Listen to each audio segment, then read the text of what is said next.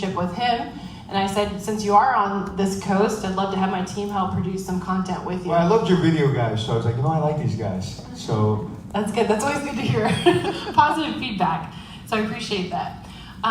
You have helped so many different hotels and people grow their businesses. What do you think is, for entrepreneurs, I know one thing we actually talked about in private earlier was mindset.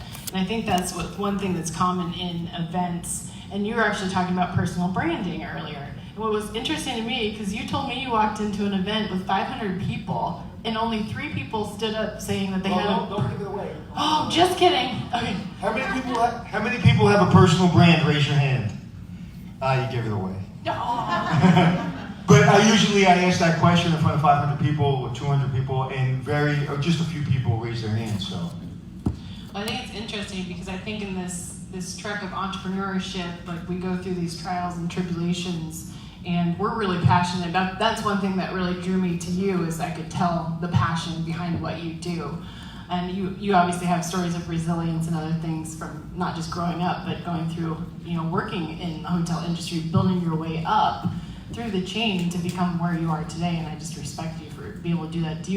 For giving advice to individuals here that are basically starting off in their entrepreneurship journey, or maybe they're a few years in, what would you say to them, to those hardship points? Well, how many people have seen the show, my show, Hotel Impossible? So we do Hotel Impossible, we do 5-star secrets and extreme hotels. And I've run hotels in New York City since 1990, so almost 30 years. And I was a turnaround expert. So basically, if you have a hotel that's failing, you call me and you hire me, and I usually fire the team that's in place, and I hire a new team. And for 6 months, I always say, if I want your opinion, I'll give it to you. And then after 6 months, I was in the military, so that's what they said to me. So, and then after 6 months, I just pay attention to everybody on my team, because if I was smart enough, I hired people a hell of a lot smarter than me, because if I'm the smartest guy in the room, leave the room. So after 6 months, I just hide behind really good people, and we turn hotels around. And then about 8-9 years ago, I was working for a company in New York City, a very big company. I was vice president of asset management, and I had $2 billion worth of assets under my control, basically. And could you imagine this guy, if you see me on TV with all this energy, sitting in a room about that big, with a couple of Cornell graduates, and all we were doing is profit and loss and cash flows. I realized I'm pretty good at it, but I started to lose my mind. So I was sitting on in my basement with my wife, and I put my hands over my head, and I said, I guess I want to, do a TV show about hotels. And she said, who the hell wants to see you on TV? I said, I don't know. We'll figure it out. And so my point being, to answer your question, is, at the time, I'm 54, so at that time maybe I was 45, 46, and I knew no one in Hollywood. I had done a movie years before, but that was just, I just found the right people. The people I had found knew nothing about television and reality. And anyway, just through persistence and hitting the right connections, I was able, about 2 years later, to get a show. So now, how many people do you think are looking for a 45-year-old, middle-aged, short guy with 3 kids, a wife, and a Brooklyn accent? Not too many.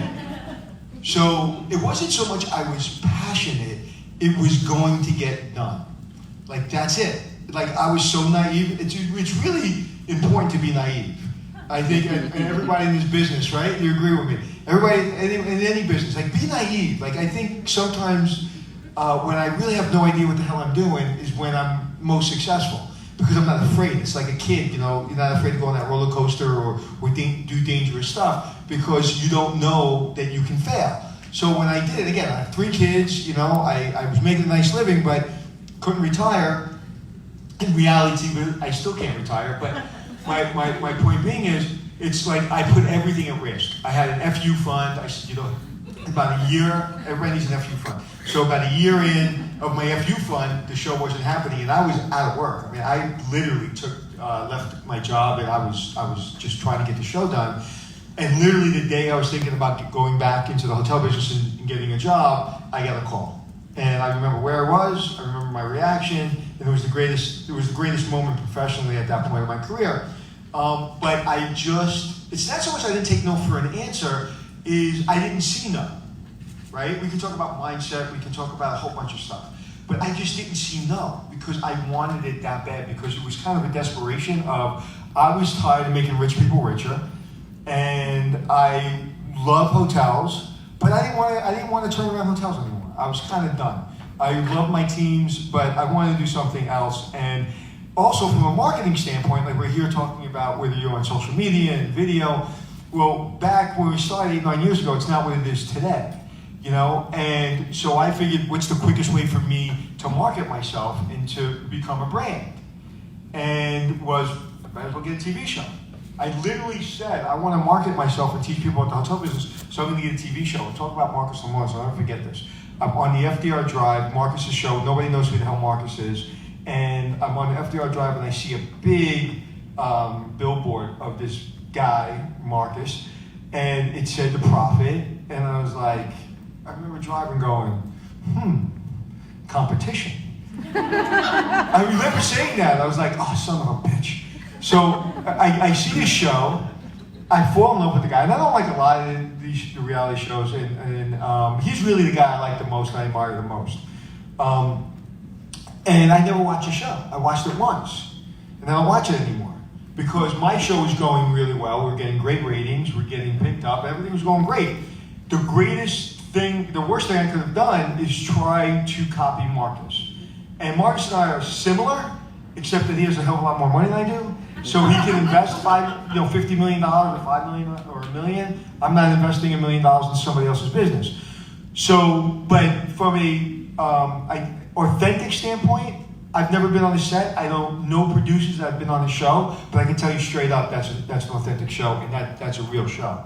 And very few are. And most of the producers that have been on the other shows have been on my show, and they're all in a panic because they realize they can't tell me what to do. Because, again, marketing myself is I want to market my authentic self, not what I think it should be. And the worst thing, I'm getting off on a tangent here, but the worst thing to do, imagine you're an accountant, and then all of a sudden you're a director of sales for a hotel. Right? How the hell do you do that? You're going to be scared and you're never going to want to go to work. Well, imagine like being an actor, and I won't mention any names, and then all of a sudden getting a reality show where you have to, I don't know, I'm going to try to stay away from the person I'm thinking about, and say now you have to go sell bowling balls, right? Well, you know nothing about bowling balls. So everything that's given to you is secondhand, and it's kind of, you're scared because you don't know anything about bowling balls. So what I was fortunate enough to do, again, being authentic, being on brand, was what you see. If you see that show, 100%, everything's real. Never put a word in my mouth. I've never seen a hotel before. I've never seen the owner before. I never spoke to the owner. And I'm about to do another show that no one's ever done before, but I can't talk about it yet. But it's never been done. It's